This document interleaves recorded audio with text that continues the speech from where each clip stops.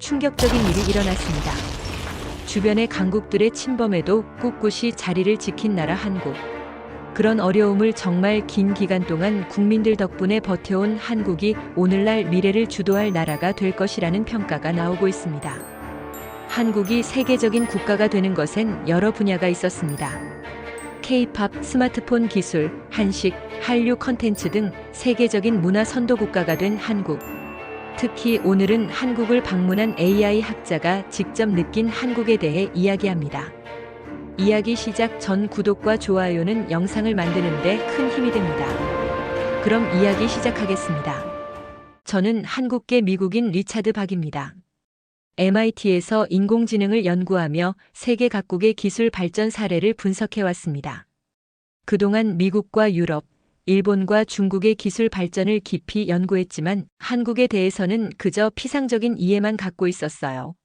대부분의 서구 학자들처럼 한국을 빠른 추격자로만 생각했던 것이 사실입니다. 하지만 제 생각이 완전히 바뀌는 사건이 있었습니다. 그것은 MIT에서 열린 세계적인 AI 컨퍼런스에서 시작됐죠. 세계 각국의 저명한 학자들이 모인 그 자리에서 한국에 대한 예상치 못한 논쟁이 벌어졌습니다. 그리고 그 논쟁이 저를 한국으로 이끌었고 제 인생을 바꿔놓았습니다. 눈부신 서울의 스카이라인, 24시간 쉬지 않는 도시의 활기, 전통과 첨단 기술이 공존하는 독특한 풍경. 이 모든 것이 제게는 새로운 세계였습니다. 저는 이 나라가 어떻게 이토록 놀라운 발전을 이룰 수 있었는지 그 비밀을 파헤치기 시작했습니다. 한국의 역사부터 문화, 기술, 그리고 사람들의 정신까지 깊이 들여다보며 저는 점점 더 놀라운 사실들을 발견했습니다. 한국은 단순한 모방 국가가 아니었죠.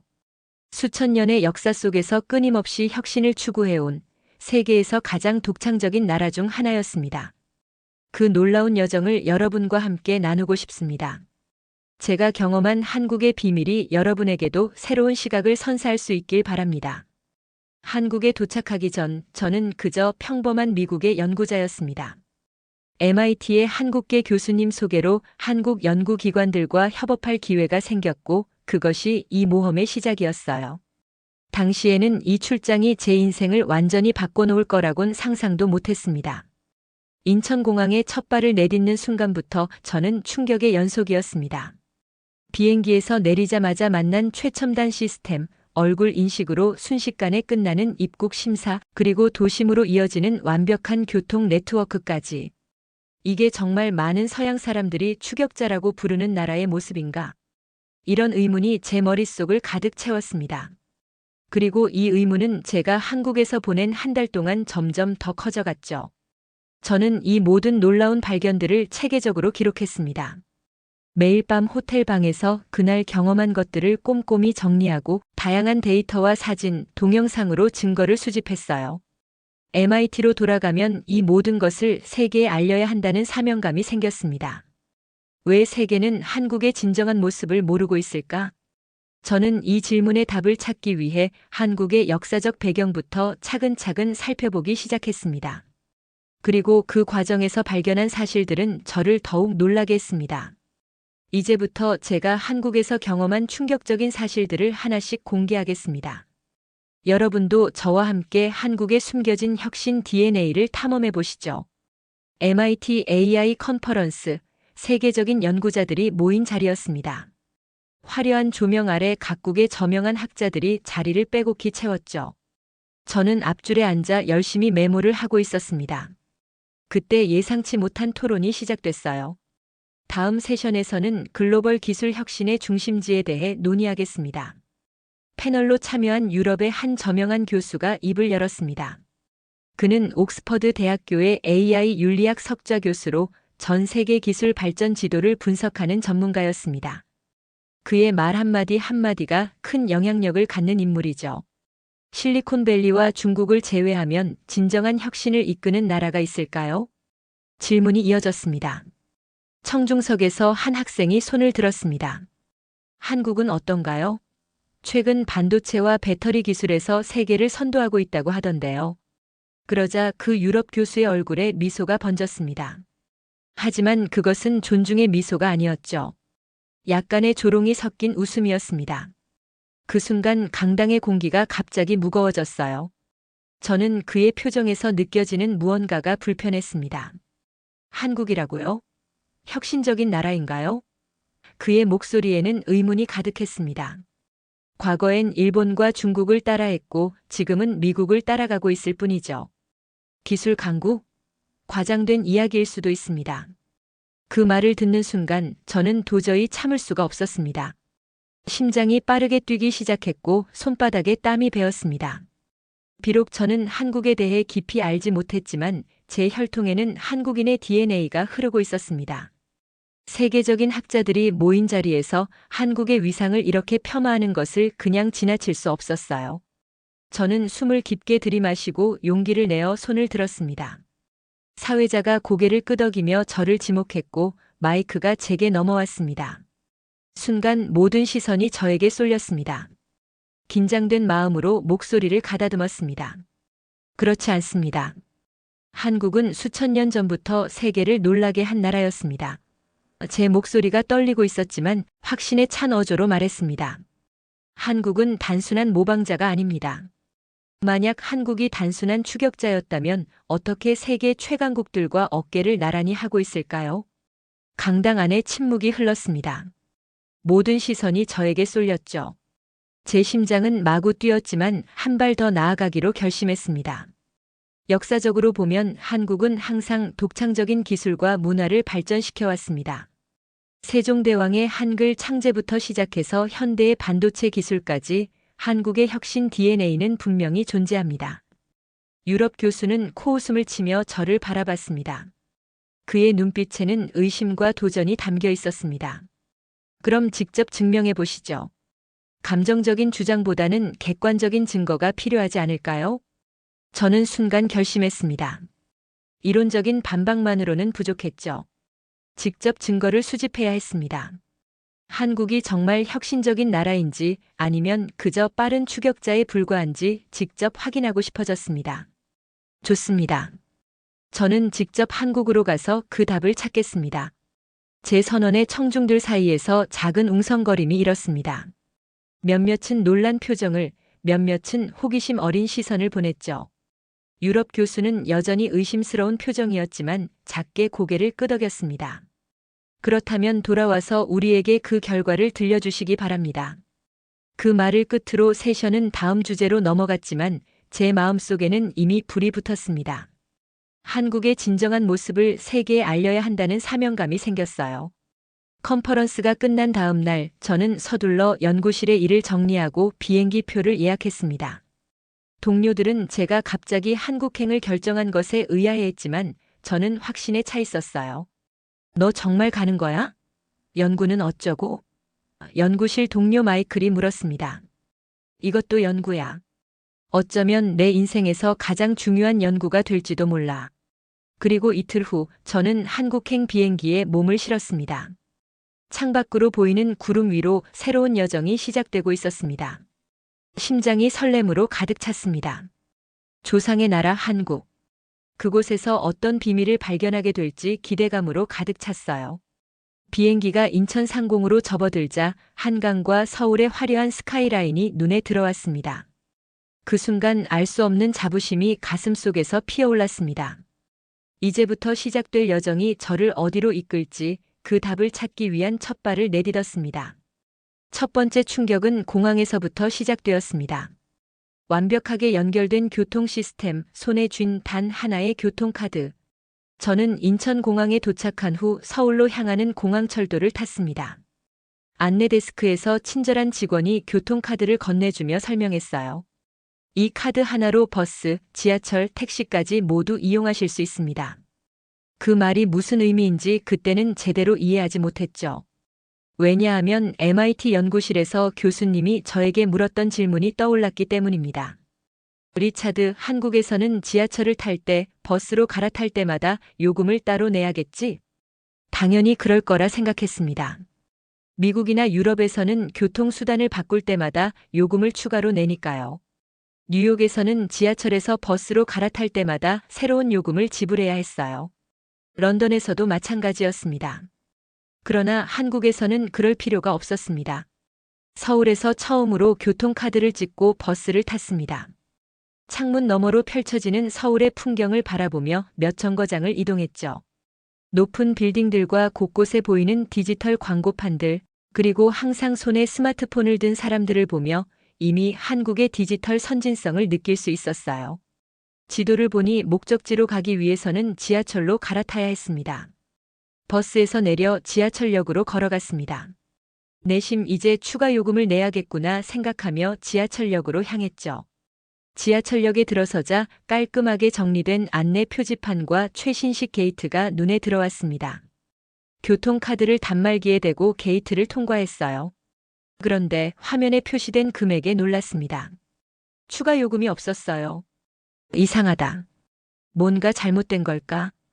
처음에는 기계에 오류가 있다고 생각했습니다. 하지만 그 후에도 같은 일이 반복됐죠. 더 놀라운 건 지하철에서 내린 후 또 다른 버스를 타도 환승할 때마다 요금이 자동으로 조정된다는 사실이었습니다. 이것이 바로 한국의 30분 이내 무료 환승 시스템입니다. 호기심이 생겨 더 알아보고 싶었어요. 어떻게 이런 시스템이 가능한지 궁금해져서 서울교통공사를 방문하기로 했습니다. 미리 약속을 잡고 찾아간 그곳에서 교통시스템 담당 연구원 김 박사를 만났습니다. 한국의 교통 시스템은 세계 최고 수준입니다. 김 박사는 자랑스럽게 설명했어요. 우리 시스템은 3가지 핵심 기술로 운영됩니다. 김 박사는 프레젠테이션을 보여주며 하나씩 설명해 주었습니다. 화면에는 복잡한 네트워크 지도와 데이터 흐름도가 표시되었어요. 첫째, 실시간 데이터 처리입니다. 하루 수천만 명의 이동 데이터를 분석해 최적의 요금을 책정하죠. 서울 시민들이 매일 태그하는 3천만 건 이상의 교통카드 데이터가 실시간으로 처리됩니다. 놀라운 숫자였습니다. 그 많은 데이터를 어떻게 처리하는지 물었더니 김 박사는 빅데이터 센터로 저를 안내했어요. 수십 대의 서버가 실시간으로 데이터를 처리하고 있었습니다. 둘째, NFC 기반 교통카드입니다. 버스, 지하철, 택시까지 하나의 카드로 자동 결제가 가능합니다. 심지어 편의점이나 카페에서도 사용할 수 있죠. 김 박사는 손에 든 교통카드를 흔들며 웃었습니다. 이 작은 카드 하나로 서울에서의 모든 일상이 가능해요. 셋째, AI 기반 최적 경로 추천 시스템입니다. 실시간 도착 정보를 확인하고 최적의 이동 경로를 계산해 줍니다. 교통 체증, 기상 조건, 심지어 승객 밀집도까지 고려하죠. 김 박사는 제 손에 스마트폰을 건네며 앱을 보여주었습니다. 화면에는 다양한 경로 옵션과 도착 시간, 예상 요금이 표시되어 있었어요. 이 모든 것이 한국의 빅데이터 AI 기술 덕분에 가능했습니다. 김 박사의 목소리에는 자부심이 넘쳤습니다. 미국 유럽의 교통 시스템과 비교해 보니 차이는 더욱 명확했습니다. 제가 뉴욕에 살 때는 지하철과 버스 간 환승이 불가능했으며 별도 요금을 부과했어요. 런던에 오이스터 카드 시스템이 있지만 한국처럼 효율적이지 않았습니다. 일본의 경우 도시별로 교통카드가 다르며 지역 이동 시 새로 충전해야 했죠.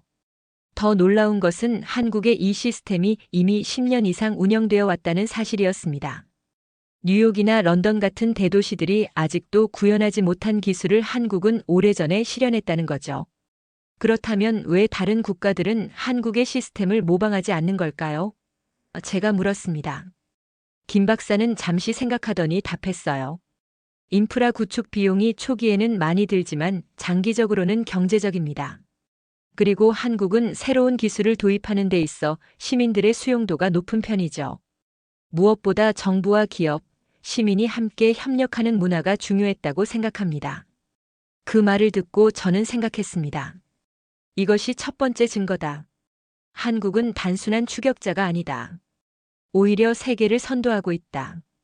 결론은 단 하나입니다. 한국은 세계에서 가장 효율적인 대중교통 시스템을 구축한 나라입니다. 저는 이 발견을 노트북에 자세히 메모했습니다. 유럽 교수에게 보여줄 첫 번째 증거였죠. 하지만 이것만으로는 부족했습니다. 한국의 혁신이 단순히 현대 기술에만 국한된 것이 아니라 역사적으로도 깊은 뿌리를 가지고 있다는 증거가 필요했습니다. 그래서 저는 다음 목적지를 국립중앙박물관으로 정했습니다. 한국의 과거와 현재를 연결하는 고리를 찾기 위해서였죠. 버스에 오르며 저는 이미 발견한 놀라운 교통 시스템을 다시 한번 경험하게 되었습니다. 교통카드를 태그하는 순간 미소가 저절로 지어졌어요. 이제 이 카드의 진정한 가치를 알게 되었으니까요. 두 번째 충격은 국립중앙박물관에서 찾아왔습니다. 한국의 기술 혁신은 이미 수백 년 전부터 시작되었다는 사실이었죠. 박물관에 들어서자 금속 활자 전시관이 제 눈에 들어왔습니다. 화려한 조명 아래 놓인 금속 활자들은 놀라울 정도로 정교했습니다. 전시 안내판에는 이렇게 적혀 있었습니다. 고려의 직지 심채요절이 구텐베르크의 금속 활자보다 78년 앞섰습니다. 세계에서 가장 오래된 금속 활자본입니다. 저는 순간 그 자리에 얼어붙었습니다. 유럽에서는 항상 구텐베르크의 인쇄술이 인류 역사를 바꾼 최초의 발명이라고 배워왔거든요. 하지만 그보다 78년이나 앞선 기술이 한국에 있었다니. 제 머릿속에서 기존의 역사 지식이 순식간에 무너지는 느낌이었습니다. 저는 믿기지 않아 안내원에게 다가갔습니다. 이게 정말 사실인가요? 구텐베르크보다 먼저 금속 활자를 발명했다고요? 안내원은 자랑스럽게 고개를 끄덕였습니다. 네, 직지 심채요절은 1377년에 청주 흥덕사에서 금속 활자로 인쇄됐어요. 구텐베르크의 42행 성서는 1455년에 인쇄됐고요. 이건 유네스코에서도 인정한 사실입니다. 안내원은 책상 아래에서 도록을 꺼내 보여주었습니다. 그 안에는 직지 심채요절의 복제본과 함께 유네스코 세계기록유산 등재 인증서가 있었어요. 제 머릿속에서 퍼즐 조각이 맞춰지기 시작했습니다.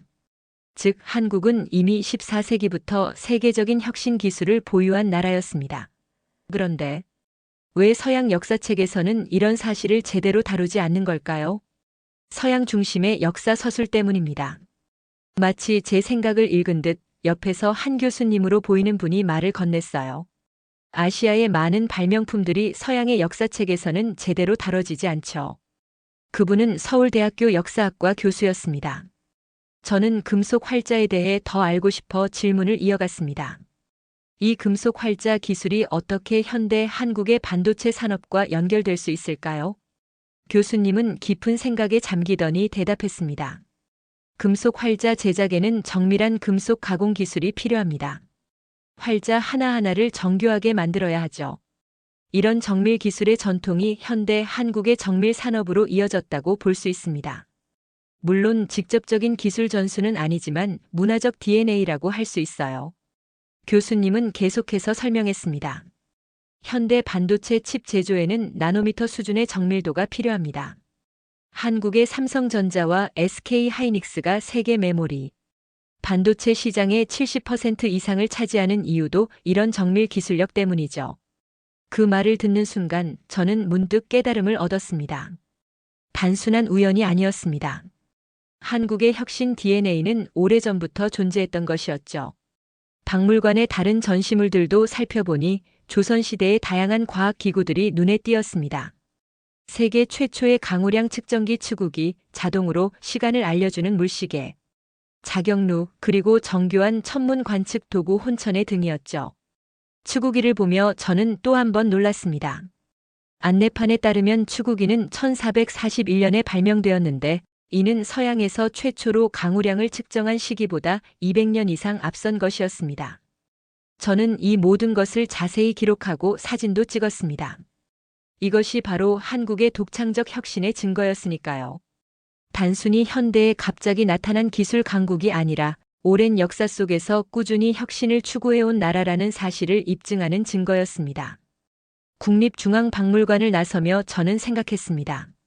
금속 활자에서 반도체까지 한국의 혁신은 연속적이었다. 그리고 이 역사가 서양 중심 역사관에 의해 가려져 있었다. 이것이 MIT 컨퍼런스에서 유럽 교수가 한국을 단순한 추격자로만 보았던 이유였을 것입니다. 하지만 아직 탐구는 끝나지 않았습니다. 한국의 혁신성을 더 깊이 이해하기 위해서는 언어와 문화적 측면도 살펴봐야 했습니다. 특히 한글이라는 독창적인 문자 체계가 어떻게 한국의 디지털 혁명과 연결되는지 알고 싶었죠. 그래서 저는 다음 목적지로 국립한글박물관을 택했습니다. 금속 활자의 발견이 저에게 큰 충격을 주었다면 한글은 어떤 놀라움을 선사할지 기대되었습니다. 박물관을 나서는 저의 발걸음이 한층 가벼워졌습니다. 한국의 비밀을 하나씩 발견해가는 여정이 즐거웠기 때문이죠. 한글이 단순한 문자가 아니다. 제가 한국에서 방문한 두 번째 장소는 국립한글박물관이었습니다. 그곳에서 저는 한글이 단순한 문자가 아니라 과학적 혁신 그 자체라는 것을 깨달았죠. 박물관 입구에 들어서자 한글, 세계에서 가장 과학적인 문자라는 문구가 눈에 들어왔습니다. 저는 그곳에서 진행되던 투어에 합류했어요. 세종대왕은 한글을 창제할 때 발음기관의 모양을 본뜬 의문학적 체계를 적용했습니다. 학예사는 한글의 기본 자음들을 가리키며 설명했습니다. 예를 들어 기역은 혀가 목구멍을 막는 모양을, 니은은 혀가 윗잇몸에 닿는 모양을 본뜬 것이죠. 이것은 세계 어떤 문자에도 없는 놀라운 과학적 접근 방식이었습니다. 저는 그 말을 듣고 깜짝 놀랐습니다. 알파벳이나 한자와 달리 한글은 처음부터 과학적 원리로 설계되었다는 사실이 놀라웠어요. 그리고 한글은 모듈식 구조를 가지고 있습니다. 자음과 모음을 조합해 수천 개의 음절을 만들 수 있죠. 이런 구조는 현대 컴퓨터 프로그래밍의 객체지향 개념과 유사합니다. 그 말에 저는 MIT에서 연구할 때 들었던 이야기가 떠올랐습니다. 구글과 마이크로소프트가 한글을 AI 연구에 최적화된 언어로 분석하고 있다는 소식이었어요. 이제 그 이유를 이해할 수 있었습니다. 한글은 AI 학습에 매우 효율적인 구조를 가지고 있습니다. 왜일까요? 학예사의 질문에 저는 제 전공 분야인 AI를 떠올리며 대답했습니다. 규칙성 때문일 것 같습니다. AI 학습에는 패턴 인식이 중요한데 한글은 매우 규칙적인 구조를 가지고 있으니까요. 학예사는 미소를 지으며 고개를 끄덕였습니다. 정확합니다. 한글의 규칙성은 인공지능이 쉽게 학습할 수 있는 체계를 제공합니다. 또한 디지털 환경에도 매우 적합해요. 키보드나 스마트폰 타이핑에 최적화되어 있죠. 실제로 저는 한국인들이 스마트폰으로 얼마나 빠르게 문자를 입력하는지 보고 놀랐습니다. 때로는 영어보다 더 빠르게 타이핑하는 것처럼 보였어요. 즉, 한글은 단순한 문자가 아니라 미래의 AI 혁명을 이끌 첨단 문자였습니다. 투어를 따라가며 저는 한글의 또 다른 특징을 발견했습니다. 한글은 배우기 쉽도록 설계되었다는 점이었어요. 세종대왕은 현명한 사람은 아침에 배우면 저녁 전에 깨우칠 것이고 어리석은 사람도 열흘이면 배울 수 있다고 했다고 합니다. 이런 접근성은 현대 디지털 시대의 사용자 경험 가치와도 일맥상통했습니다. 한글은 600년 전에 이미 그런 가치를 구현했던 것이죠. 그리고 놀라운 소식이 있습니다. 옥스퍼드 영어 사전에 달고나 노래방, 막내 같은 한국어 단어가 등재되었습니다. 한글은 이제 전 세계적인 문화 현상으로 자리 잡았습니다. 그 말을 듣고 저는 K-팝, K-드라마 같은 한국 문화의 세계적 인기가 단순한 우연이 아니라는 것을 깨달았습니다. 한글이라는 혁신적 문자 체계가 있었기에 가능했던 일이죠. 박물관을 나오며 저는 지금까지의 발견을 정리했습니다. 한글은 한국의 혁신 DNA를 보여주는 완벽한 사례였습니다. 과학적 원리, 사용자 중심 설계, 모듈식 구조. 이 모든 것이 현대 기술의 핵심 가치와 맞닿아 있었어요. 이제 저는 한국의 혁신성에 대한 더 깊은 이해를 갖게 되었습니다.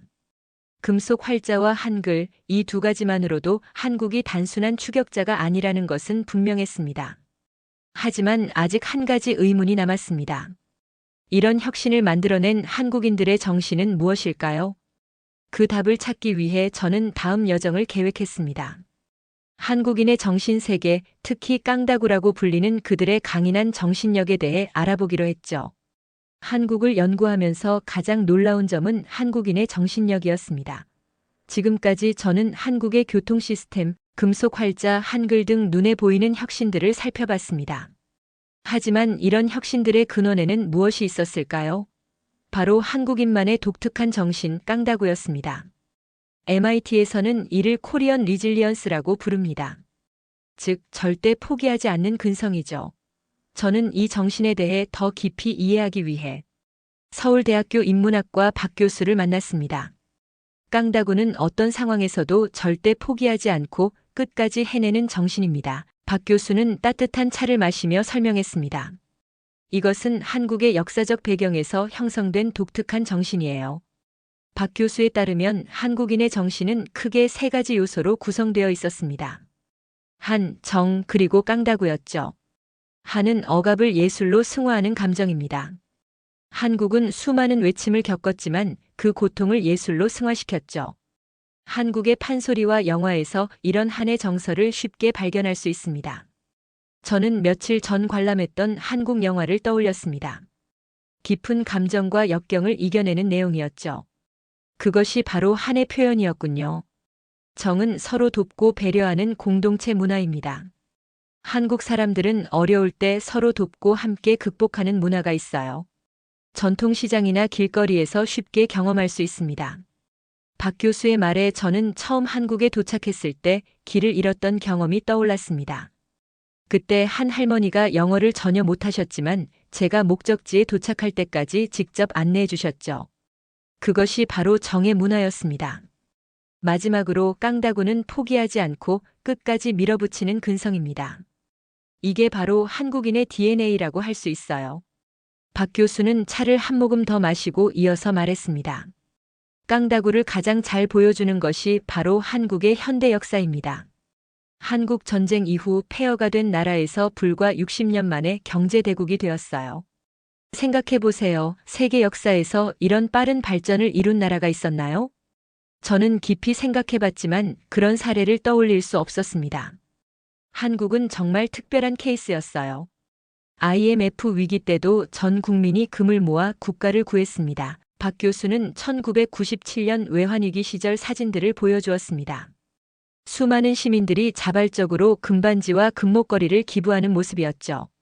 어떤 나라가 이런 국민적 단결력을 보여줄 수 있을까요? 그리고 지금 이 깡다구 정신이 K-팝, K-드라마, K-테크의 세계적인 성공으로 이어졌다는 것이 박 교수의 설명이었습니다. 한국의 엔터테인먼트 산업이 전 세계적으로 성공한 이유가 무엇이라고 생각하세요? 박 교수가 물었습니다. 저는 잠시 생각한 후 대답했습니다. 아마도 독창적인 콘텐츠와 뛰어난 마케팅 전략 때문이 아닐까요? 박 교수는 미소를 지으며 고개를 저었습니다. 물론 그런 요소들도 중요하지만 가장 핵심은 깡다구였습니다.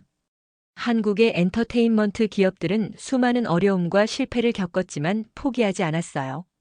때로는 하루에 15시간 이상 연습하는 연습생들, 밤을 새워가며 콘텐츠를 만드는 제작자들. 이런 끈기와 열정이 바로 한국인의 깡다구입니다. 저는 박 교수의 이야기를 들으며 깊은 감명을 받았습니다. 한국의 성공은 단순한 운이나 따라하기의 결과가 아니었습니다. 그것은 수천 년 동안 형성된 독특한 정신문화의 결과물이었죠. 이야기를 마친 후 박 교수는 저를 서울의 한 혁신 창업 공간으로 안내했습니다. 그곳에서는 수많은 젊은이들이 밤늦게까지 새로운 아이디어와 기술을 개발하고 있었어요. 이들을 보세요. 이것이 현대 한국의 깡다구입니다.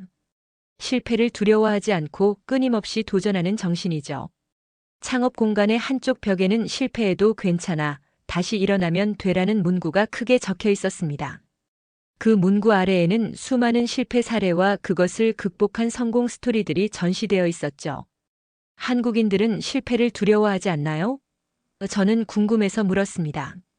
물론 두려워합니다. 박 교수가 대답했어요. 한국 사회는 성공에 대한 압박이 매우 큰 편이죠. 하지만 그 압박이 오히려 깡다구를 더 강하게 만들기도 합니다. 실패해도 다시 일어나 도전하는 것, 그것이 바로 깡다구의 핵심입니다. 저는 이 모든 것을 기록하며 생각했습니다. 이것이 한국의 진정한 힘이다. 눈에 보이는 기술이나 인프라가 아니라 이 보이지 않는 정신이야말로 한국을 세계적인 혁신 국가로 만든 원동력이다. 창업 공간을 나오며 저는 서울의 밤거리를 걸었습니다. 화려한 네온 사인 아래에서도 여전히 많은 사람들이 바쁘게 움직이고 있었죠. 아마도 그들 모두 각자의 깡다구로 오늘도 최선을 다하고 있는 것이리라 생각했습니다. 이제 저는 한국의 혁신을 이끄는 가장 중요한 요소를 발견했습니다. 바로 절대 포기하지 않는 깡다구 정신이었죠. 그리고 이 정신이 AI 시대에는 어떤 역할을 할지 더욱 궁금해졌습니다. 그것이 바로 제가 다음으로 탐구할 주제였습니다. 지금 전 세계가 4차 산업혁명 시대를 맞이하고 있습니다. 인공지능, 빅데이터, 로봇공학이 모든 산업의 판도를 바꾸고 있죠. 그리고 한국은 이 시대를 선도할 모든 요소를 갖추고 있습니다.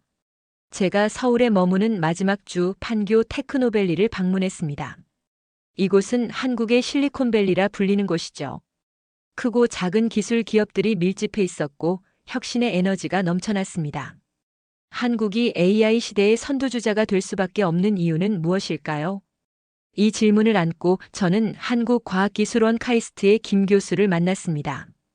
그는 AI 기술의 세계적 권위자로 한국의 AI 전략을 설계하는 데 참여한 분이었죠. 한국이 AI 혁명을 이끌 세 가지 핵심 요소가 있습니다. 첫째, 반도체 산업입니다. 김 교수는 화면에 세계 반도체 시장 점유율 그래프를 보여주었습니다. 한국 기업들이 메모리 반도체 시장의 60% 이상을 점유하고 있었어요. AI의 핵심은 반도체입니다. 강력한 AI 모델을 구동하려면 고성능 반도체가 필수적이죠. 그리고 한국은 이 분야의 세계 최강국입니다. 실제로 삼성전자와 SK하이닉스는 AI용 고성능 메모리 반도체 개발에 앞장서고 있었습니다. 이는 AI 시대에 엄청난 경쟁력이 될 것이 분명했죠. 둘째, 스마트 모빌리티입니다. 한국의 초고속 대중교통 시스템과 자율주행 기술은 세계 최고 수준입니다. 김 교수는 저를 서울의 자율주행 테스트 구역으로 안내했습니다. 그곳에서는 자율주행 버스가 운행 중이었고 도로 곳곳에 설치된 센서와 5G 네트워크가 실시간으로 데이터를 주고받고 있었습니다. 미래는 자율주행과 커넥티드 카의 시대입니다. 이 분야에서 한국은 이미 세계적인 선두주자죠. 완벽한 교통 인프라와 세계 최고 수준의 5G 네트워크가 있으니까요. 제가 처음 한국에 도착했을 때 놀랐던 그 교통 시스템도 결국 AI 시대를 위한 기반이었던 것이었습니다. 셋째, AI 연구 역량입니다. 한글이 AI 연구에 최적화된 언어라는 점도 강점이 됩니다. 김 교수는 한국의 AI 연구 성과를 보여주는 자료를 공유했습니다. 놀랍게도 한국은 글로벌 AI 특허 출원수에서 상위권을 차지하고 있었어요. 또한 한국은 세계 최고 수준의 데이터 인프라를 갖추고 있습니다. 전국적으로 깔린 초고속 인터넷, 디지털 기기, 보급률, 그리고 데이터 생성량까지 AI 발전에 필요한 모든 조건이 갖춰져 있죠. 김 교수의 설명을 들으며 저는 생각했습니다. 이것이 한국이 AI 강국이 될 수밖에 없는 이유구나. 기술뿐만 아니라 문화적으로도 한국은 새로운 기술을 빠르게 수용하는 경향이 있었습니다. 그런데 AI 시대의 가장 중요한 것은 무엇일까요? 제가 물었습니다. 김 교수는 잠시 생각하더니 대답했습니다. 기술보다 더 중요한 것은 사람입니다. AI가 아무리 발전해도 결국 그것을 만들고 활용하는 것은 사람이죠.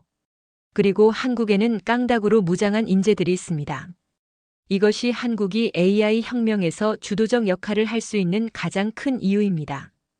한국의 교육열과 도전 정신이 AI 시대에도 큰 강점으로 작용할 것이라는 김 교수의 말이 깊이 와닿았습니다. 판교를 떠나기 전 스타트업 인큐베이팅 센터를 방문했습니다. 그곳에서는 AI를 활용한 다양한 혁신적 서비스와 제품들이 개발되고 있었어요. 의료 AI, 교육 AI, 환경 AI 등 다양한 분야에서 한국의 스타트업들이 세계를 선도할 기술들을 만들어내고 있었습니다. 특히 인상적이었던 것은 AI 기술을 활용해 노인 돌봄 문제를 해결하려는 스타트업이었어요. 고령화 시대에 접어든 한국이 AI로 사회 문제를 해결하려는 접근 방식이 매우 혁신적으로 느껴졌습니다. 이제 저는 확신합니다. 한국은 단순한 기술 강국이 아니라 미래 산업을 주도할 나라입니다. 반도체 기술, 스마트 모빌리티, AI 연구 역량, 그리고 무엇보다 포기하지 않는 깡다구 정신까지. 이 모든 요소가 한국을 AI 혁명의 중심에 서게 할 것입니다. 한국 방문의 마지막 날, 저는 인천공항으로 가는 공항철도에 몸을 실었습니다. 창밖으로 보이는 서울의 풍경을 바라보며 지난 몇 주간의 경험을 정리했습니다. 처음에는 단순한 호기심으로 시작한 여정이었지만 이제는 확고한 신념이 되었습니다. 한국은 분명 세계를 선도할 나라입니다. 그리고 저는 MIT로 돌아가 이 사실을 세계에 알릴 준비가 되어 있었습니다. 한국에서 연구를 마친 후 저는 MIT 컨퍼런스에서 연구 결과를 발표하기 위해 돌아왔습니다. 에이전 텍 이너베이션 세션에서 제 발표가 예정되어 있었죠. 강당은 여전히 세계 각국의 전문가들로 가득 차 있었습니다. 그 중에는 몇 주 전 한국을 단순한 추격자로 평가했던 유럽 교수의 모습도 보였어요. 발표 시간이 다가오자 긴장감이 몰려왔습니다. 저는 심호흡을 하고 무대에 올랐습니다. 프로젝터에는 제가 준비한 첫 슬라이드가 떠올랐죠. 한국 세계를 선도하는 혁신국가라는 제목이었습니다. 안녕하십니까, 여러분. 오늘 저는 지난 몇 주간 한국에서 연구한 결과를 공유하고자 합니다. 저는 한국에서 발견한 놀라운 혁신들에 대해 하나하나 설명했습니다. 교통 시스템부터 시작해 금속 활자, 한글, 깡다구 정신, 그리고 AI 혁명까지. 발표를 들으며 청중들의 표정이 점점 놀라움으로 바뀌어 갔습니다. 특히 금속 활자에 관한 이야기를 할 때 많은 학자들이 메모를 하기 시작했어요. 직지 심체 요절이 구텐베르크보다 78년 앞섰다는 사실은 대부분의 서양 학자들에게는 생소한 정보였으니까요. 한국의 혁신은 우연이 아닙니다. 그것은 수천 년의 역사 속에서 형성된 독창적 정신과 문화의 산물입니다. 발표가 끝나갈 무렵 저는 한국이 AI 시대에 어떤 역할을 할 것인지에 대한 전망을 공유했습니다. 반도체 기술과 디지털 인프라 그리고 무엇보다 포기하지 않는 깡다구 정신이 한국을 AI 혁명의 중심에 서게 할 것이라고 말이죠.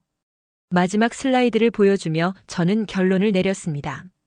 한국은 단순한 추격자가 아닙니다. 한국은 세계의 미래를 이끄는 혁신 국가입니다. 발표가 끝나자 강당에는 잠시 침묵이 흘렀습니다. 그리고 곧 큰 박수 소리가 들려왔어요.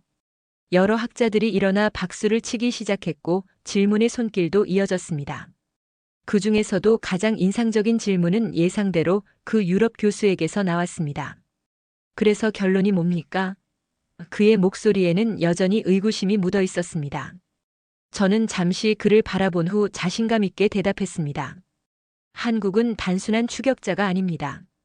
한국은 세계의 미래를 이끄는 혁신 국가입니다. 제가 직접 보고 듣고 경험한 한국은 수천 년 동안 혁신의 DNA를 가진 나라였습니다. 그리고 이제 그 혁신이 세계를 변화시키고 있습니다. 유럽 교수는 잠시 생각에 잠긴 듯 했습니다. 그리고 마침내 그도 고개를 끄덕였습니다. 흥미로운 연구군요. 당신의 관점은 많은 것을 생각하게 만듭니다. 컨퍼런스가 끝난 후 여러 학자들이 저에게 다가와 한국에 대해 더 알고 싶다고 했습니다. 심지어 몇몇은 한국을 직접 방문하고 싶다는 의사를 밝혔죠. 저는 그들에게 기꺼이 한국에 대한 정보와 연락처를 공유했습니다. 그날 저녁 MIT 연구실로 돌아와 창밖을 바라보며 생각했습니다. 이것이 시작일 뿐이다. 한국의 진정한 가치가 세계에 알려지기 시작했을 뿐이다. 한국은 혁신의 나라입니다. 그리고 여러분, 이 영상을 보고 있는 여러분도 그 역사의 일부가 될 것입니다. 한국은 과거에도 현재에도 그리고 미래에도 세계를 선도할 나라가 될 것입니다. 여러분, 오늘 제가 들려드린 이야기가 마음에 드셨다면 구독과 좋아요 버튼 눌러주세요. 그리고 다음 영상에서는 한국의 또 다른 놀라운 혁신 사례를 더 깊이 파헤쳐 보겠습니다. 한국의 미래가 궁금하시다면 알림 설정도 꼭 해주세요. 여러분의 댓글도 기다리고 있겠습니다. 다음 영상에서 또 만나요.